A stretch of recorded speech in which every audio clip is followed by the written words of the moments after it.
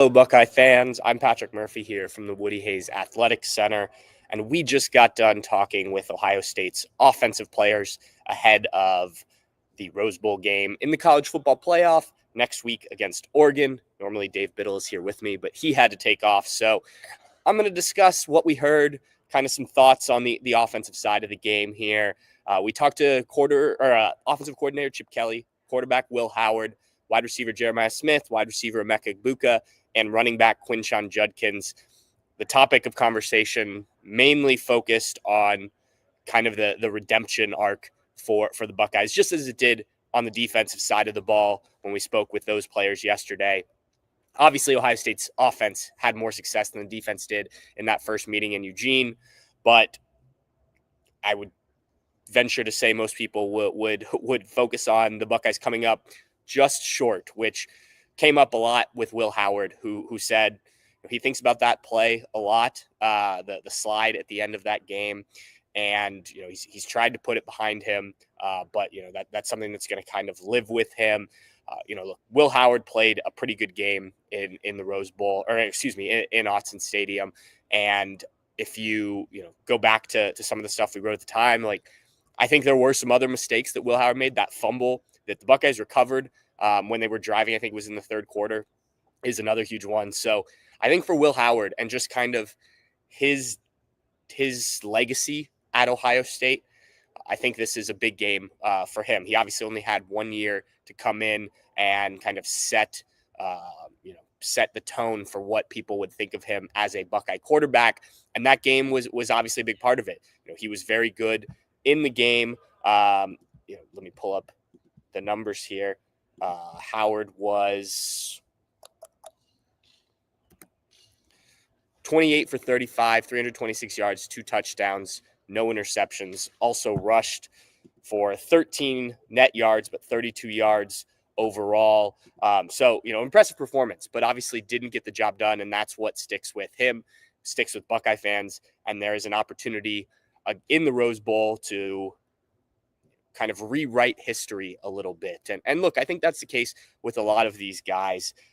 Jeremiah Smith, for instance, a player who was still somewhat coming into his own at that point, but still had 9 catches, 100 yards, and a touchdown against Oregon. But again, the play that a lot of people think about when they think about that game and Jeremiah Smith is the pass interference and the offensive pass interference, I guess I should say, late in that game that pushed the Buckeyes back out of field goal range.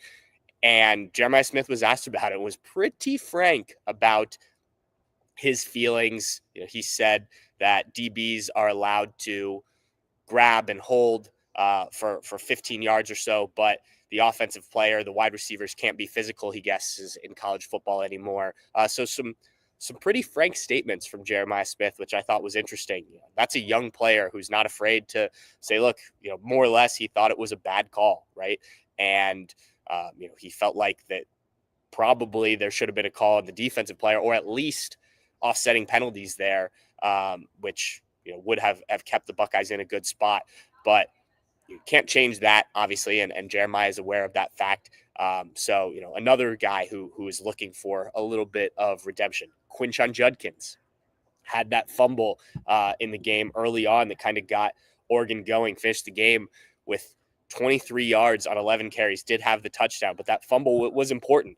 It put Oregon in a good spot to go down and score, kind of turned the momentum, began to shift the momentum. I remember in the stadium when that happened, like the crowd was starting to get a little nervous at Autzen Stadium. And then that fumble happens and things kind of flip quickly. So, guys like that all have, a play that sticks with them in this game that will certainly be a factor, I think, as they head out into the Rose Bowl. And obviously you're not focusing on that too much. This is a new game, but all of them admitted that these plays are still sticking with them. If we look at the offensive game plan, Chip Kelly wasn't going to divulge anything, but I think he's done, outside of the Michigan game, a good job of tailoring the offensive attack towards the opponent. And that's something he's talked about a lot this season. And this is an opponent that Kelly and this Buckeye offense have already faced once this year, right? Now, Chip Kelly did point out this is a different Oregon defense than they faced. Obviously, they've had 7 more games. I think it's 7 more games with the Big Ten championship since that game at Autzen. But also, they didn't have Jordan Birch the first time, and Chip Kelly brought that up, the defensive end, who he said, not only is a really good player, but while he was out, other guys stepped up and played really well. And now those guys are continuing to play well while you add Jordan Birch back to the mix. So somebody the Buckeyes haven't faced. Now, I do think it's fair to point out they have faced Abdul Carter.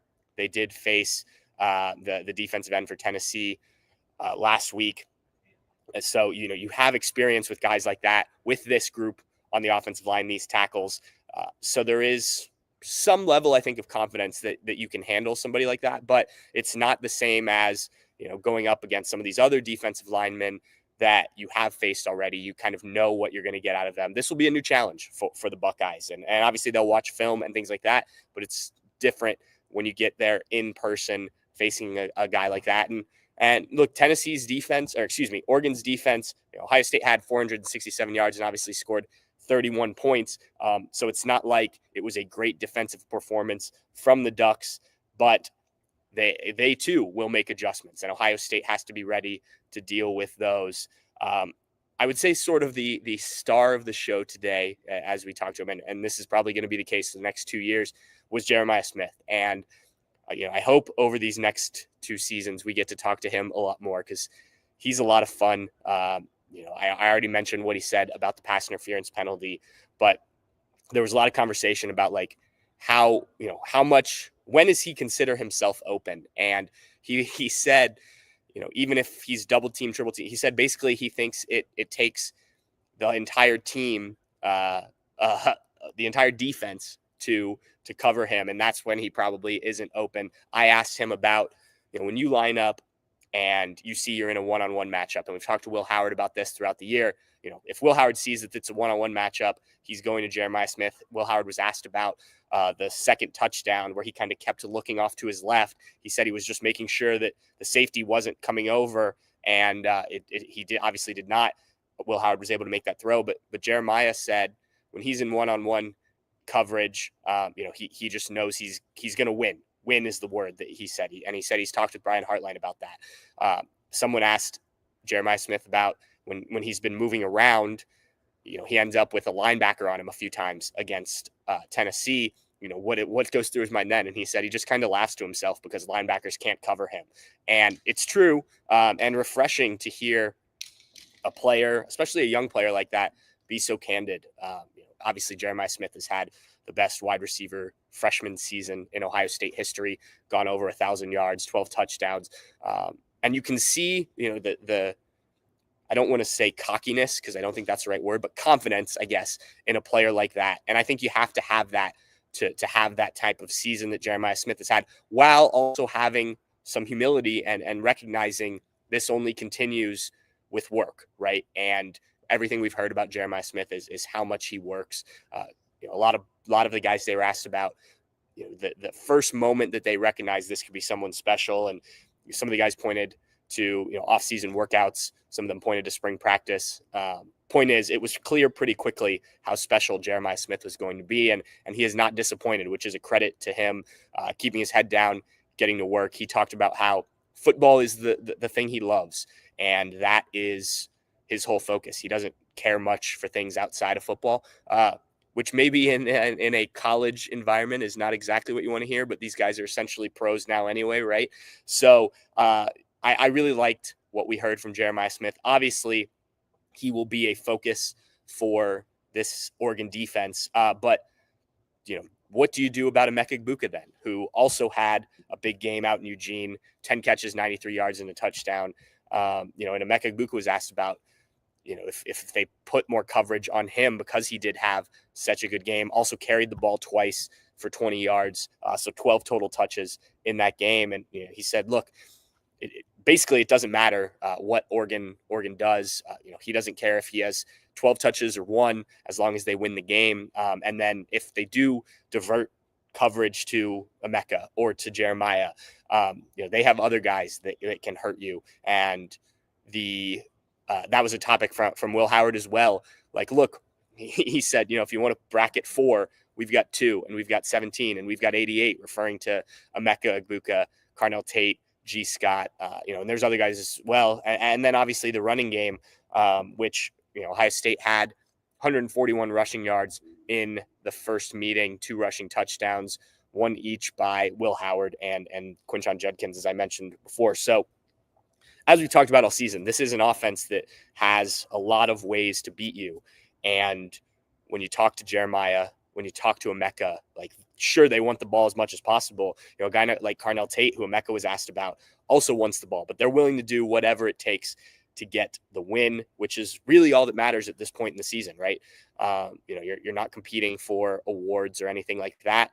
You are competing to win the game, advance, and, go on to ideally win a national championship, which is the goal of these players. There were questions about Jeremiah Smith not winning freshman of the year award. Now, I will point out, he was the 247 Sports freshman of the year. So I would say that we got it right for our awards, but the Sean Alexander freshman of the year award, which is the nationally recognized freshman of the year award, went to Colin Simmons of Texas, who Chip Kelly said, he's a really good player. And then he also said, well, I didn't have a vote. Other guys were not so PC about it.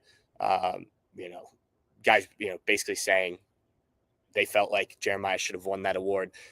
But again, that's not the focus. The focus is on winning. And I think it was Emeka Egbuka said, we know what we have in this building with a player like that. And look, you saw it against Tennessee, right, with the performance Jeremiah Smith put on. Quinshon Judkins, an interesting situation. He has not had a great last few games.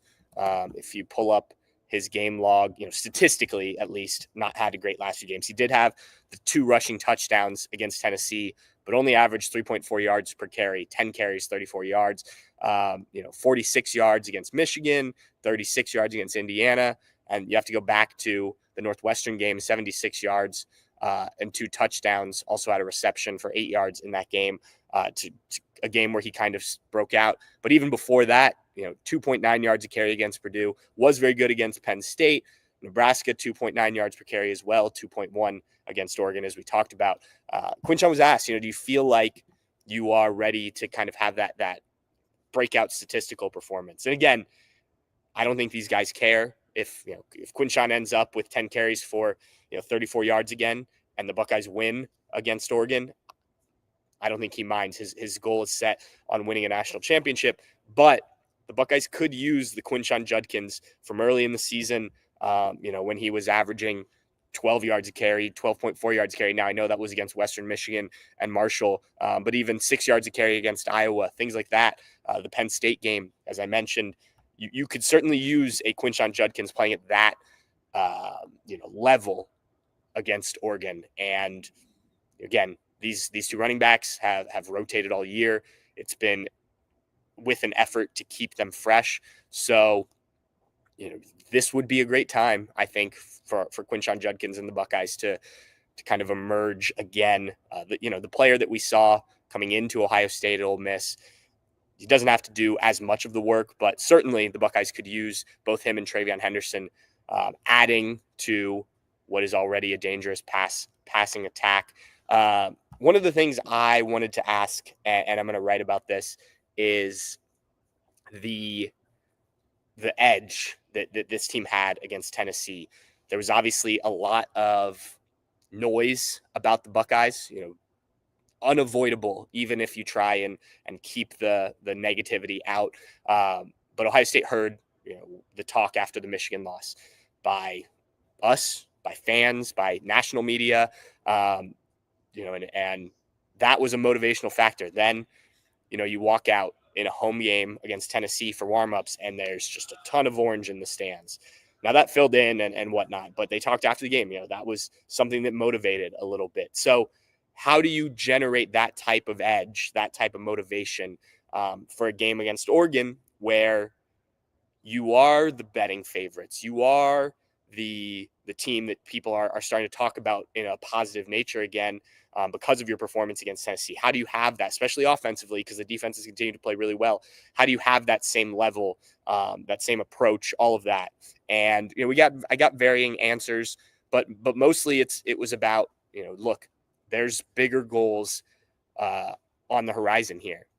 And, Emeka Egbuka basically said, he did say, if you can't have at this time of year that type of motivation, that type of edge, are you really a true competitor? Because, each round this amps up more and more, and you have to bring that. Will Howard talked about just being able to mentally do that. I thought it was interesting. Jeremiah Smith he brought up the names Kobe Bryant and Michael Jordan as two guys that just always wanted to be challenged. And they're also two guys who both found ways to take like little things people said, because obviously those guys were praised significantly throughout their careers because of how good they were. But they always found little things that they would focus on, negative things to drive them. How can this team do that heading into the Oregon game? I think is going to be really interesting. And we got some good answers on that.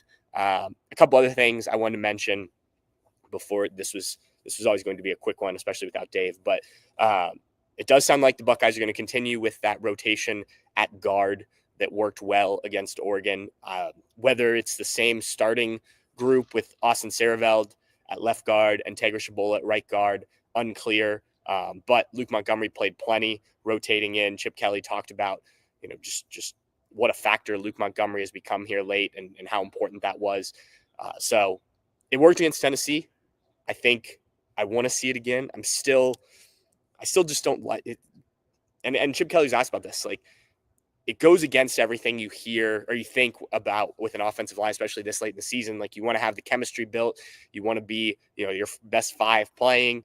And, Chip Kelly was asked, do you have to kind of get past that? And he said, no, you have to do what's best, right? And if that is what's best, if they can get that same level of play, Chip Kelly talked about, especially going up against a team that plays fast, and Ohio State wanting to play faster, is that rotation allows those guards to kind of get a bit of a break.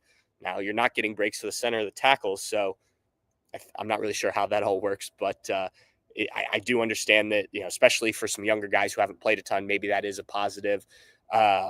Another topic that came up was Will Kazmarek, who obviously got hurt against Oregon in the first meeting and missed multiple games after that, and just kind of the impact he's had.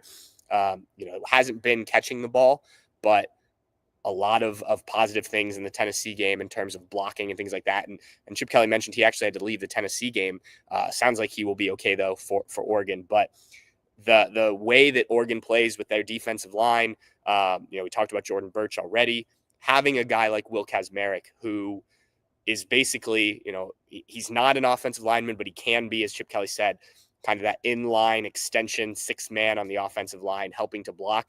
I think that could be pretty crucial in a game like this. And credit to Jelani Thurman too, who had some big blocks in the Tennessee game. Chip Kelly mentioned, the physicality of Jelani Thurman, and specifically the play where the ball came out after Will Howard was down and the Tennessee player picked it up and he just popped him.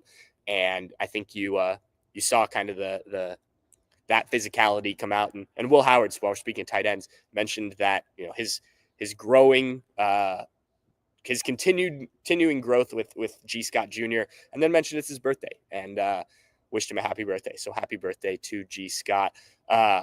So yeah, I think offensively, if Ohio State can play, like I said, with that same edge as they did against the Volunteers, I think it will be just fine. Dave and I talked yesterday on this show about, Dave said, he doesn't see, if Ohio State can score 31 points again, he doesn't see Oregon scoring 32 with the way the defense is playing. I am of a similar thinking, although I will say this Ohio State defense hasn't seen an offense like Oregon's since it faced Oregon. So we won't know really how big of a leap this defense has taken, though I do believe it has, until we get out there at the Rose Bowl next week. But if the offense plays like it did against Tennessee, especially if it can get off to a fast start and just have that edge, like I talked about, the the underdog mentality, even if you're not an underdog. And that's what I'm talking about with finding, little things to motivate you. I think this is a game the Buckeyes certainly should win. And I think they will be able to move the ball in this Oregon defense. I do think the addition of Birch back into the lineup will make things interesting. Remember, as well as Donovan Jackson has played, and he has played well, this is only his fifth, sixth start at left tackle. So a guy like that is at least something you're going to keep an eye on early in the game and see how Donovan Jackson handles that. But it's going to be interesting. It's going to be good. I am headed out to Los Angeles tonight. I will be there tomorrow for when the team arrives. Steve Hellegan will join me tomorrow afternoon or tomorrow evening. So we'll be out there. Should be a lot of fun. We'll have plenty of coverage on Bucknuts throughout. We'll do some more of these. We'll have the Bucknuts happy hour probably early next week. I'm going to have our Oregon guys join me, hopefully in person, like we did before the last meeting. They do some good stuff. So should be fun. Stay tuned to Bucknuts. Thank you guys, and we'll see how this all goes. Appreciate it.